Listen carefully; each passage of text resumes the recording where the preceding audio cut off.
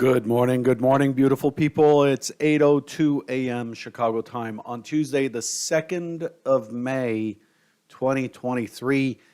This is episode number 2460. Thanks for joining me here again today. Derivatives trading is not suitable for all investors. Past performance is not necessarily indicative of future results. We're dealing in probabilities, so the past doesn't really anchor what's going to happen next. It just doesn't, because trading in general is random, right? But you all knew that because you've been listening for a while, and I've been drilling that into your heads for a long time.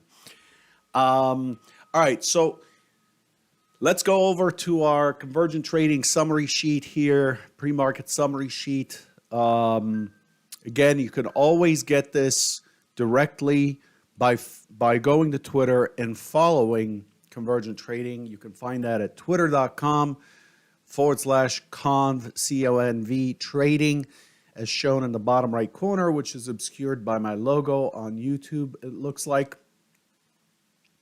Today, guess what? We're opening mixed. We seem to be opening mixed every day.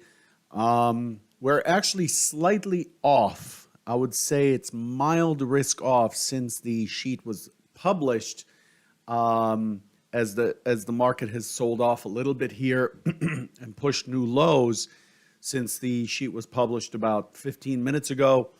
Main drivers is the Fed meeting, the Fed committee meeting starts today. The decision comes tomorrow at 2 p.m. Eastern.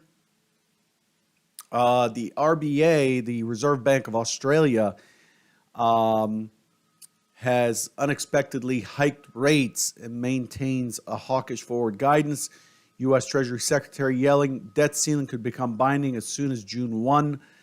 This is kind of a bomb that was thrown yesterday afternoon, I believe.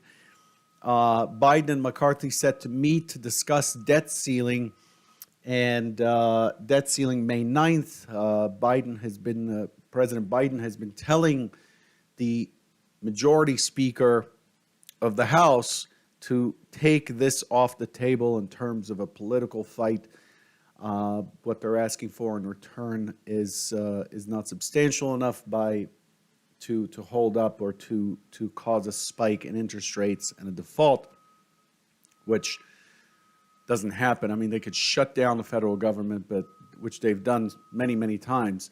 But this is right now a political game. It's not one of values or economics, really. EU inflation remains elevated ahead of ECB rate decision, which is on Thursday. Morgan Stanley plans to cut 3,000 jobs in Q2. Chegg plummeted. Is it Chegg or Chug? Plummeted 42% after warning that ChatGPT's threatened growth of its homework help services. There was another headline. If those of you who have not looked at what ChatGPT is and the way AI has been just really exploding on the world stage over the last 6 months, you really, really, really need to look into this. It's a whole lot.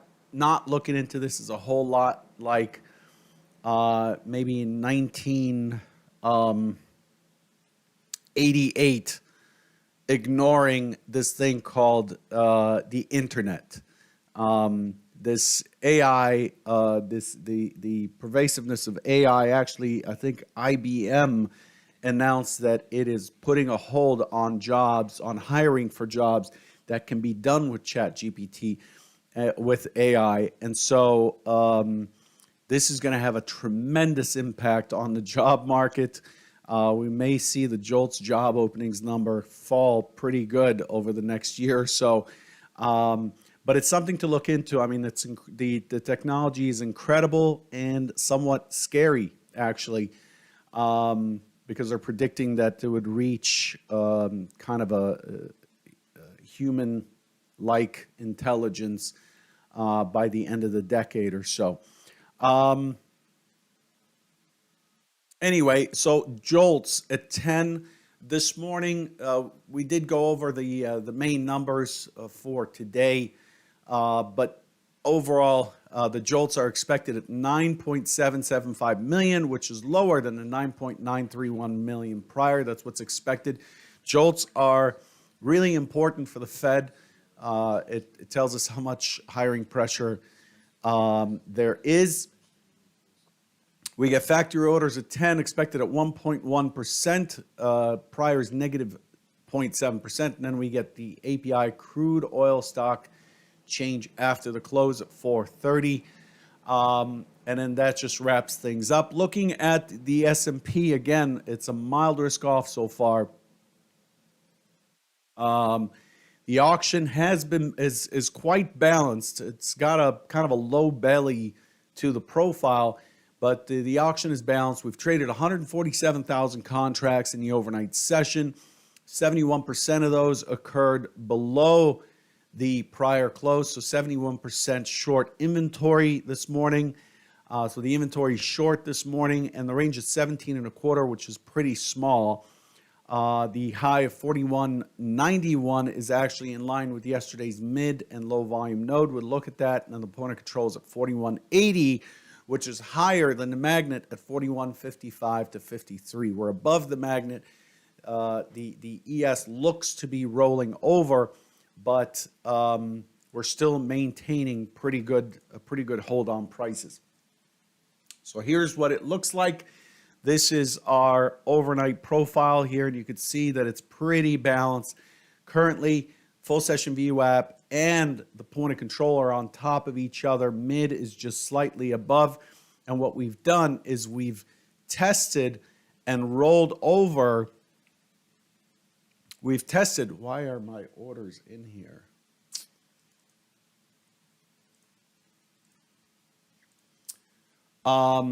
This thing has tested above 4,200 and rolled over and came back and went neutral extreme down yesterday. And so what we've done is we have already violated the low of yesterday, which has been one-time framing up. And so we've broken the one-time framing up, and that's kind of an early sign that buyers are losing steam and sellers are taking a little bit more control. So the ES looks like it might roll over and retest that 41.55 microcomposite point of control, which covers the whole month of April. Again, 41.55 to 53. And you can see the delta is also negative here with very large lots not participating, large lots just slightly positive, and the small lots negative, but only 2,000 contracts, which isn't much to talk about. But this is what's happened overnight. So we've left behind, and here's the low volume node right here. You can see it in the profile. The profile from yesterday looks like this, and then it's got another, God, that is terrible.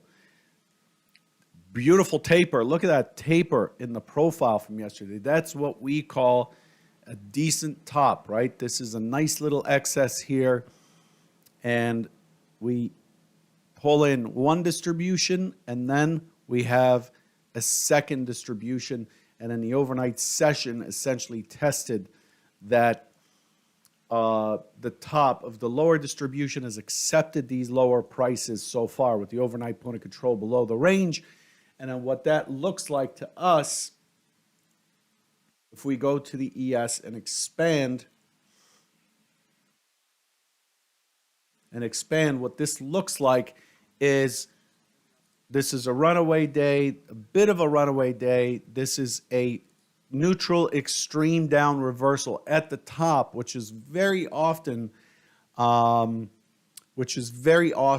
an indication of a potential reversal for at least a day or two. At the top, having a neutral extreme down, it is about as technical a turn as it gets. Nice little rounded top here. And then we're trading down here now. So there's some overhead resistance from yesterday that has been created. And so today I'm really interested to see if it comes back towards the composite point of control. And that's the main play for today. Unless we go up, go up, take out the 41.90.92, and then start pushing higher, and get up above 41.95, the expectation overall is that we would likely retest 41.55 or at least towards 41.55. And I've just told you the reasons for that. Here's the profile chart.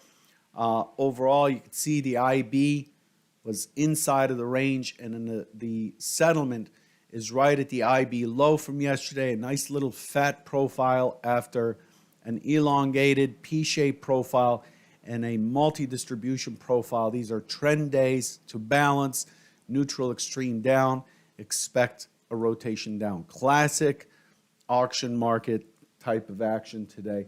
Of course, if something comes in to kind of push, then we would have to respect that. There's a lot going on underneath here. I had done these before, but my charts are having a bit of a problem saving. So let's take these back, merge, merge, merge, and then I'm going to leave this up here, and you can see where that 41.55 comes from. Right here, we're at 41.75, and we have some overhead at 85. That's a gap close, and then above there, the 95. As long as we stay below the 95, I'm expecting the 55 today, and that's about as clear a setup as we get in this product. Okay, so that's how things look. Looking at the relative delta for some clues. Here's the relative delta. It's spent, it opened at 41.7950, and the delta peaking with price at the European Open, and all the Europeans have done since 2 o'clock Central, which is when the European market opens, is to sell. And you could see selling came in, brought us back to flat right here with delta. So you got delta is 0 at the open, and then now we're below the open and delta is negative. So we're seeing aggression and price moving in the same direction, which tells us that there's progression for the effort. There's the sellers are getting price movement with their effort, with the number of contracts they're trading. So I'm expecting that to continue. Looking at the NQ, should have loaded these. Same kind of idea overall. The opening price right here, and just hugging the 0 line on delta, and now negative, but not by much. I mean, the large and very large lots in the NQ have not really participated very well in the session, even though Europe is open today. Crude is trying to build a base, it's trying to form a base, but it is selling off. Crude has some interesting structures, actually. If we look at crude, take a look at this. Crude has a ton of overhead. Crude has the 77, which was retested from below, right here and right here. And then above there, crude has this wall right in that 79.60. 79.60 should be a nice thick line on your charts, or a thick zone on your charts. It's got quite a bit of overhead there, 77, and it's really trying to base and turn up, which yesterday was an inside day, and it finished pretty well. It didn't quite close the single prints, but it finished pretty well. It looked like yesterday could be a basing day for a retest of 77, and then this morning we open, tick up one tick, and then drive lower. So crude looks like it is very, very likely to take out the 74, and it's very, very likely to drive down to what I talked about before, the 72 area right in here. Very weak structure for a retest. Crude being very technical, and honestly, I'm not going to advocate for the trading of crude, especially not the CL contract. The CL contract is physically delivered and is dangerous if you or your broker or your clearing firm are not paying attention to first call and first notice dates and last trading dates. You might end up with 1,000 barrels of crude per contract. So I advocate, if you are going to trade the futures, which are not suitable for all investors, if you're going to trade the futures, I strongly advocate you trade the MCL, the micro crude, which is financially settled and has a pretty small tick value and pretty reasonable cost, actually. So if you're looking at crude and a more technical and a trade that kind of moves while the equities are just gyrating and twisting back and forth, the MCL contract is the way to go. Okay, so that's that. I don't have much more to say to you. NQ, pretty strong. Notice that NQ is not trading below yesterday's balance. NQ ended up opening and closing at about the same price, even though it was neutral, actually. As of yesterday, it had a neutral day. It's actually maintaining strength. So the NQ is likely to interfere with the ES's fall today, which I'd like to see. I'd like to see us back at 41.55 for a base, and that's where the better opportunity is. If NQ falls, we're going to be monitoring the 30.80 once again. Be right here.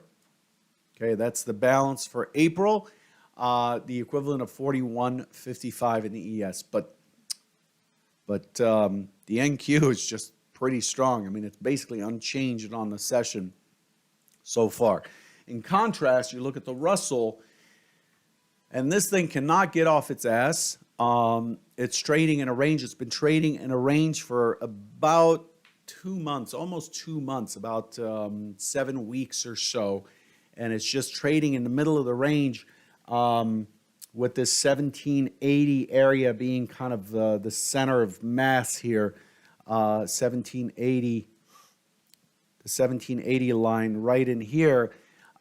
It's right in the middle of the range, and yesterday it ended up closing relatively stronger. This morning it's a bit weaker, but I'm not really expecting too much in terms of Russell directional action at all.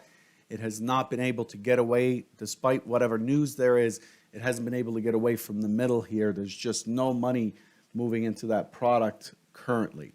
Okay, so I'll leave you with those thoughts. I want to remind you that, well, let me be blunt. I want to remind you not to be an idiot and to decide that you're not going to trade, you're not going to trade, you're not going to trade. You saw what you thought was a trade, you put on the trade, and because it took so much effort to put on the trade, and it took so long to put on the trade, now you need to defend. You need for that trade to work, and you're going to defend it. And so every once in a while I read from someone that they kind of had a decent month or whatever, and they just blew up their account. And to me, that's just gambling.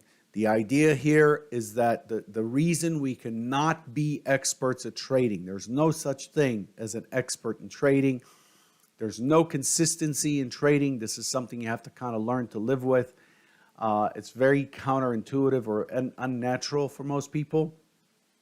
But the idea is, in order to become an expert, and we're doing a show about this at the end of May, so I won't get too much into it. To be an expert, you have to see, you have to get feedback that's relatively consistent, which is very difficult to do in a market because the feedback comes in the form of wins and losses, and the wins and losses are random. So the only thing you should be measuring, is your process and execution. And then so you define the risk and just let the market decide. Yes, it took you out a tick before it turned and went to your original target. Doesn't matter. That's just one of the plays that are in the cards. It's going to happen. It's happened to me. I've put in the top tick on many, many occasions. I can proudly point out to a day chart and tell you that the top tick was me, or I was involved in the top tick where I got stopped before the market turned. It's just you have to accept it as not something personal that the market's doing or that the market's rigged. It's just the random draw of outcomes. And so the idea here is this time with the chop that's going on, it's really important to be disciplined and to really see the setup or define the setup and see it before you act. And once you act, you have to stick to the plan, because you're being judged on your process, and it's your process, in my opinion, that yields success or failure. If you have a random process, you'll have random results in a random market. If you have a consistent process, then you have random results in a random market, but you have a consistent process that you can troubleshoot. But if you're just trading on whim and the outcome is random, there's no way to troubleshoot, and so it just becomes a game of chance. It just becomes gambling, essentially. I'm just offering that to you so you can make sure you're focusing in the right place, but it's important to just line up a process, follow it, rate and grade, and be brutally honest with yourself about how you follow the process, and it's the process that makes or breaks a trader. Good luck, and I'll catch you tomorrow morning. Take care. Don't forget to hit the like button, and if you're not subscribed to the channel, please subscribe so it can rank a little bit better. Take care.